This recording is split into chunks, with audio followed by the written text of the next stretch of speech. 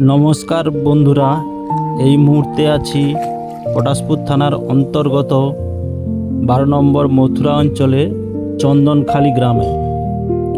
পুরো গ্রামটি জলমগ্ন হয়ে প্লাবিত হয়েছে, যেটি বারোচৌকার মধ্যে অবস্থিত। এই বারোচৌকা বেসিনটি পটাশপুরে দুটি ব্লক নিয়ে গঠিত।